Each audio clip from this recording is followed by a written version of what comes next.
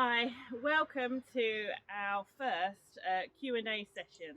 So I'm going to dive straight into the questions that have been submitted so far. Jackie had a really good question about how to help prevent your horse from encroaching on your space whilst you're doing the figure of eight. So first of all, there are at least two reasons why a horse will be encroaching on your space. The first reason is that they don't really understand the pattern yet, and to make sure that they get their pattern, I would break it down.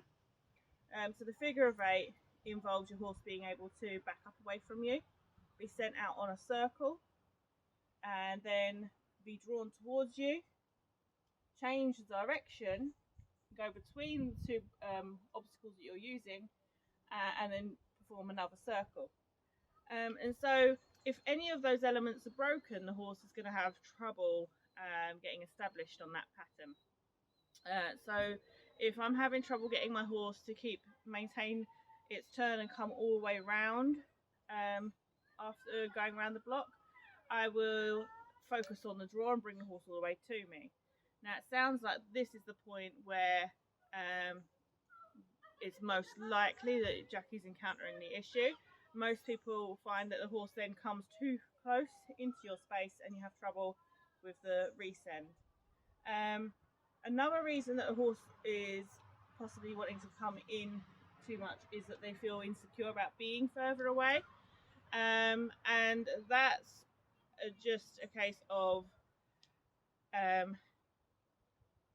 if they come in too close, interrupt the pattern, gently ask them to back out, relax, praise them when they actually do stay further away, and be quicker to reward. So even though we are in our mind picturing the whole figure of eight, whilst they're building their confidence on it, we'll break it down and reward much more frequently. And so we'll just do an element of the figure eight. So maybe just the send, and if they've gone further away, then say good boy and go to them, praise them, treat them. I wouldn't always draw them to me because that will just help strengthen their association that coming to you is the right answer. Whereas if they feel that it doesn't matter how far they are from you, you're able to reach them, they will then be more quick to gain a little more confidence about being further away. When we're actually completing the figure of eight, though, there are some more technical aspects to it, and common mistakes I see people make, particularly in the section of as the horse goes round. It's a timing issue for getting your horse to turn and then have time to go away. So as you see, I've set out some blocks here, and they are quite close together, so I'm ready to perform quite a small figure of eight. And so this can already create a situation where my horse is quite close and we don't have a lot of time. So you might find that working with the blocks further apart and build your horse so that they're comfortable at doing circles on a longer line, and that you're able to use more distance in the setup will help. But the main thing is that you actually step back and create distance for your horse to come in soon enough that you can then quickly redirect their shoulder and send them back on the change of direction. So one of the things that I do to help my horse know that he needs to be further away is always start my figure of eight by sending them on a circle all the way around the blocks. So that way I can set myself up further away from the blocks, have him go all the way around both blocks, and then I ask for my first draw. I also time that I start stepping back as his shoulder is starting to pass the second block. And that way I can start getting his attention and have his eyes and nose turned towards me. Because the moment that you've got two eyes, you're able to then ask for the change of direction. So you want to create that sooner rather than later in most situations. If your horse is one who tends to turn too late and ends up in your space, thank you very much. Personal boundaries, thank you, beautiful. That you can, and again, it's just being persistent. He's feeling ignored because I'm chatting to the camera. But I just let him know that he's okay where he is. Doesn't need to keep coming in for my attention. As I say, most horses will keep on going. They'll just maintain their use to lunging, so they'll keep walking as they go around instead of really turning in towards the handler early enough for that change of direction.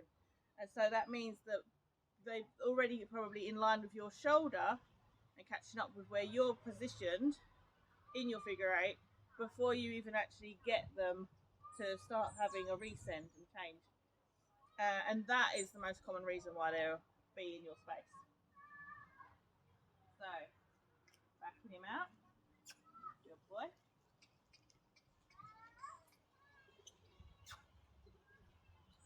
Wakey. Good boy. Very good. So I'm going to ask him to go around. Backing him out. Again, I haven't got a lot of room between me and the camera, so this is a little bit of a tight one for us. Good boy. Round we go. So now he's a good distance from me, and I keep him on that side. And as he comes down, so actually I was a little late there as I was trying to explain. Good boy. So as he comes around the block, I get him tension. I can then redirect him with hardly moving my feet, and I say over. Good boy. Very good. As soon as I get his eyes, push the shoulders over. Very good. Good boy. Another thing I can do is stop him out on the figure eight. So this will help him to go, okay, relaxation comes from being out here, not being where you are. Very good boy. Backing him out. And around. Very good. Tension, turn the shoulders straight away, push, good boy. Turn the shoulders, push. So I'm doing it much sooner than most people are ready for. Good boy. And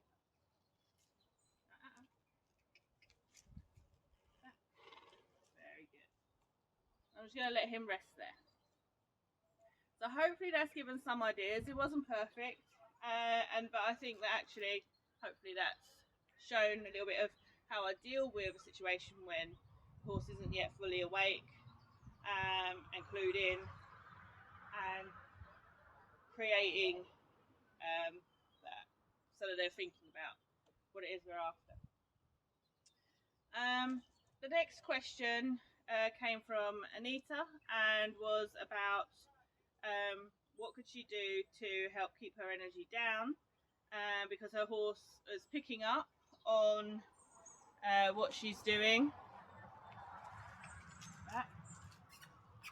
You can wait.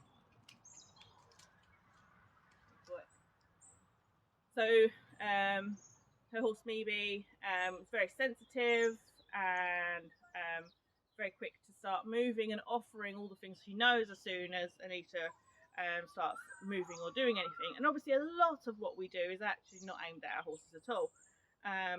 So we need our horses to be able to differentiate between the noise of our body language when we are just doing stuff that's not requiring them to give us a response, and when we actually have some intention. And so one of the things I very quickly said was that you can interrupt when you can feel that that situation is happening. Interrupt it by just breathe and reset. Exhaling does often bring our energy down, but really the issue comes down to our horse needing to know that there is a difference between our energy when it's directed at them and they need to do something, and our energy when It's just us. Good boy. So different horsemen have different words to describe these things. One of the terms that I'm familiar with is having a good neutral, which means that we're able to turn off our own internal intention when we're dealing with our horse. So one of the things to be aware of is your belly button.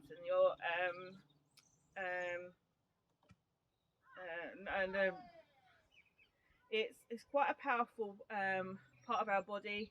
When someone is being outgoing, confident, they tend to project more from their belly button.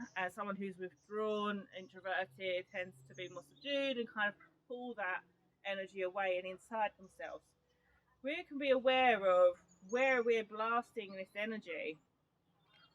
We can then catch when it's going at our horse. More often than not, our horses are actually reacting to our intention and our emotional energy rather than what we're actually doing.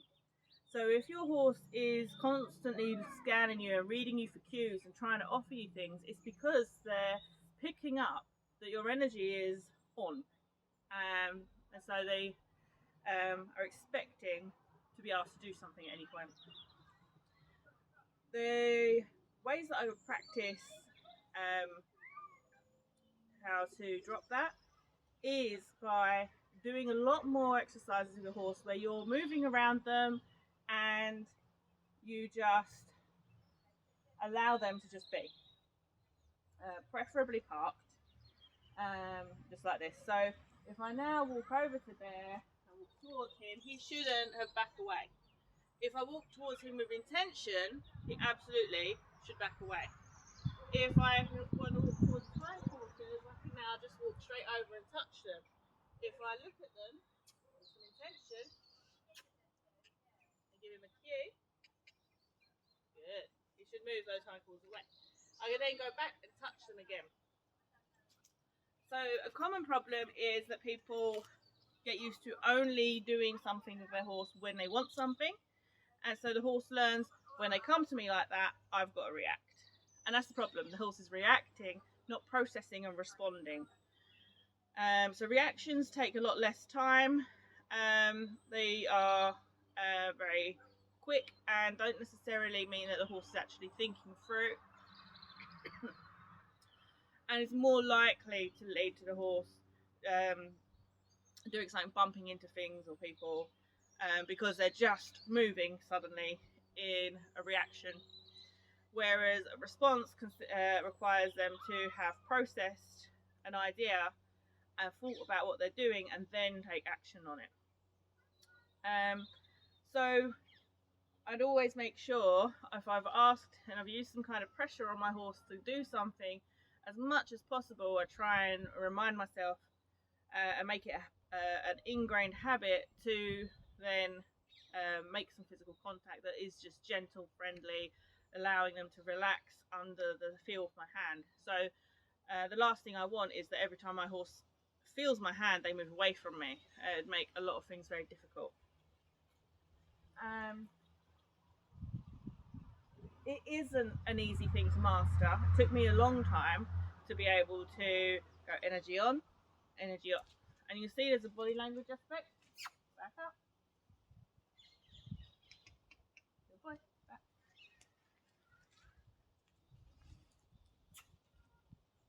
Very good. Where I can make eye contact, redirect my belly button, lift my life up, breathe in. All these things create and amplify our energy and our intention. Another thing is, what are we thinking about? If we're thinking about the horse, then it's more likely that the horse is going to feel that energy and that anticipation. They're going to start trying to preempt what it is we're asking because they just want to please us more often than not. So to avoid that, if I'm trying to create a situation and let my horse know that they can be calm and not worry about what I'm doing, and it's something that you're particularly difficult with, I'll make sure that I adopt a particularly relaxed body language, cock a leg, slump my shoulder a little, and think about other things. Think about what am I going to make for dinner, or what did we do yesterday, or anything. It could be just like, what pattern do I want to set up in the arena next? And then your horse can feel that your attention and your mind isn't on them, and it helps them to start getting more used to it. And you can start adding in more commotion and body language, and you're doing stuff while still having that same feel and energy in your body, and you're then able to walk around.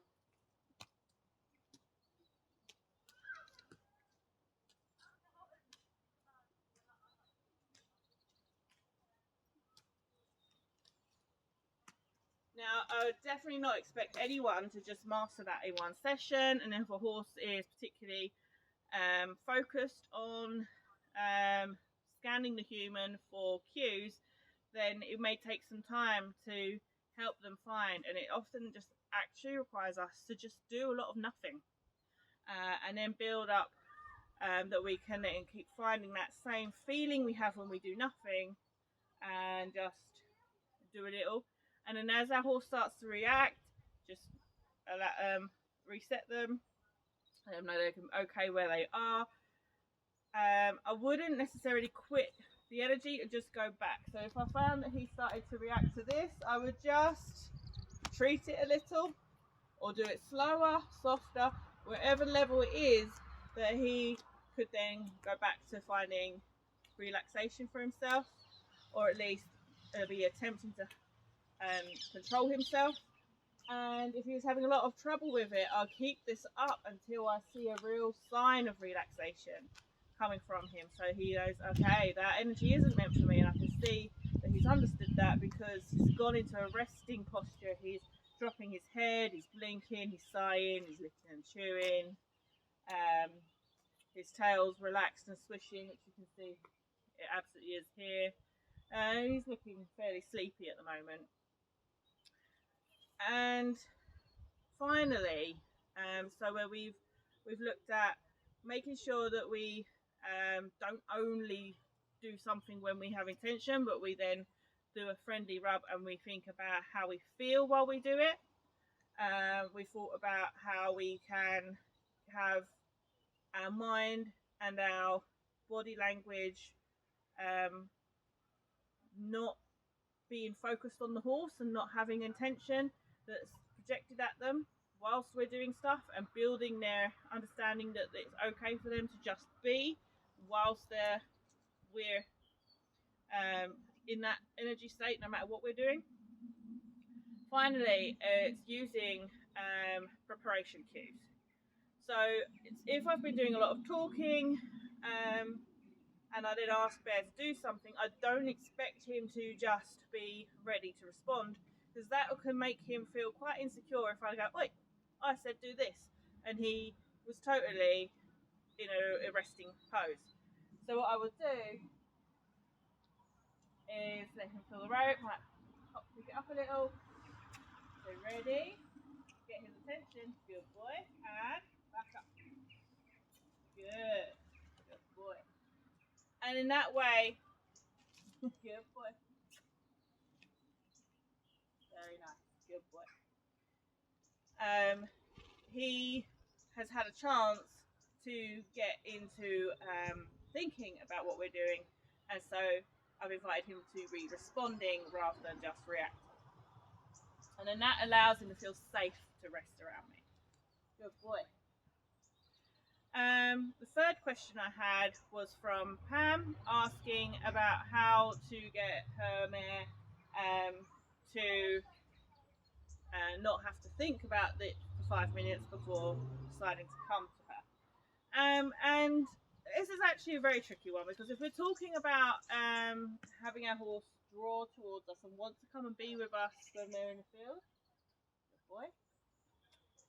And I'm sure he's feeling an invitation energy as I was talking about drawing. Good boy, back. Very good. that it's a little hard for us to be expecting our horse to be just waiting in the field for the moment we turn up and that they come galloping over, or even eagerly just come the moment you would call or whistle. And the way I see it is that their time out in the field with their herd is their downtime. It's their time of being a horse completely at nature. And it's a bit like us being in our bedrooms, being allowed to just hang out, do what we want to do, or even our living rooms, we've got our own home. And if someone just turns up and starts calling you and you don't immediately respond and then they get annoyed, it can then make you feel quite irritated in response. So also different horses have different innate energy levels and play drives. So it's easy to look at a video of someone's horse that comes galloping every time they see them and think, well, my horse doesn't respond to me like that, so therefore my horse doesn't love me as much. And that's us taking it personal, but actually it's very unusual for a horse to be connected to a human to such a degree that they want to put that amount of energy in every time they see them, particularly when they're already part of an established herd that they feel safe in. So I think the key point there is manage your expectations. Think about what kind of personality your horse has. If they're a energy conserving, think about it and process it before they do anything type of horse, then there's nothing wrong at all with them having a moment to decide whether they want to come. And you can build that in. Quite often, the more we put pressure on those horses to come to us, the more they feel it's probably not in their best interests and that we're going to be getting them to do something that requires more effort than they're really willing to put in. So if I have a horse that is, I've noticed is getting worse, and and at times it happens, I noticed that Bear needs me to go closer before he'll make his decision to come to me, or he needs a little more time. I'll give him the time he needs, and I'm just processing myself, thinking, okay, have I done anything different lately? Is this in response to how he felt about our last session? Is there something else been going on in the field today? Has he particularly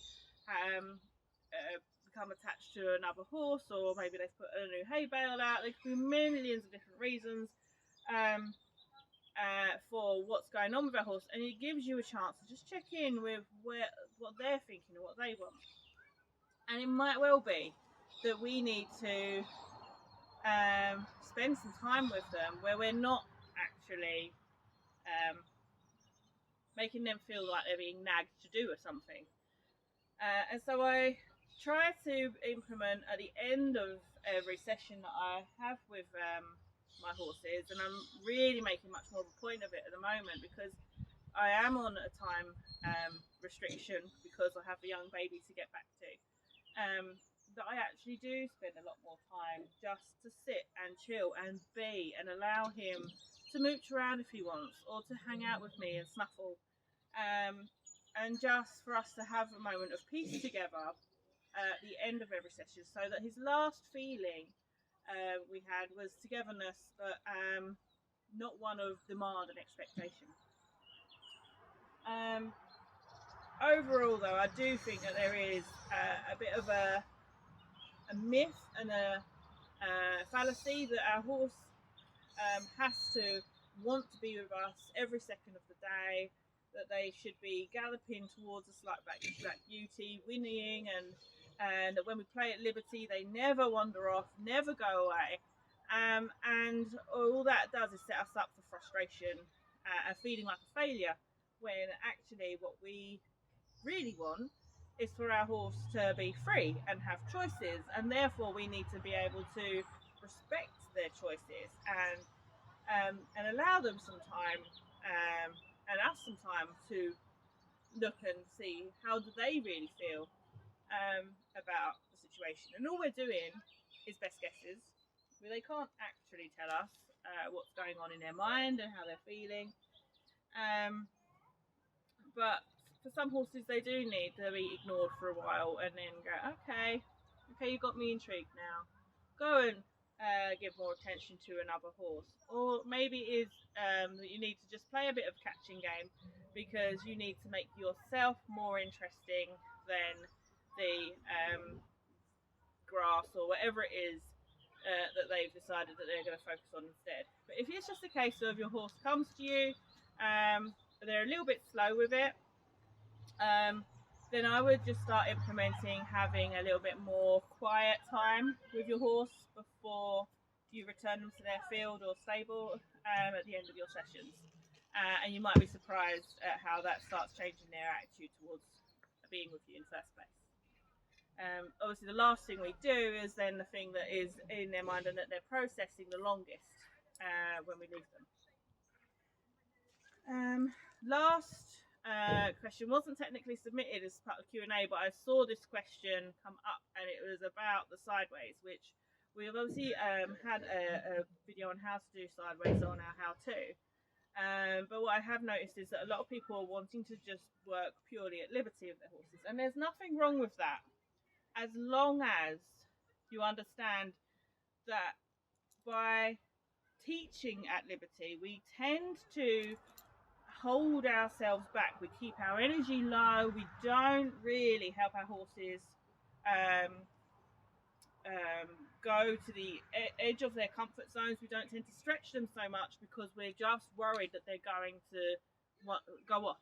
And especially if you're working in a field, it's a little bit annoying if they run off to the other end and you've got to then spend 20 minutes just trying to catch up with them.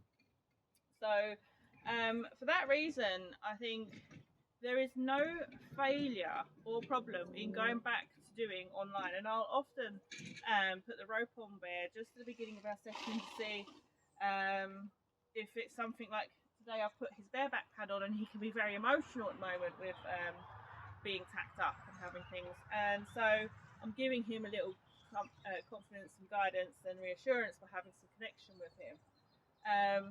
Equally with the figure 8 there, I can do that at liberty, but it doesn't necessarily show the broken down steps of how I taught that. I didn't teach him how to do the figure 8 at liberty. And so I wouldn't teach a horse sideways at liberty myself. However, what I have seen is that when people do it, it requires, instead of using the boy over, being able to point at the eye and use our energy towards the front and then the back and the front and the back to get our horse to go over. And because I said the word back, he backed up. Can't up the cross of him for that. Good boy, over. Fore quarter, hind quarter, fore quarter, hind quarter. Good boy. Which is the method that I demonstrate in my video. It's too easy with the horses at liberty for you not to be able to close down the front or slow it if it's going away from you too much, and so your horse will often end up turning away and wandering off. So what most people when they're working at liberty will do is go over, and then they go with their horse, and it's all about releasing when the horse offers the right step. So it's going to be a slower method, and it will likely mean that you have to be closer.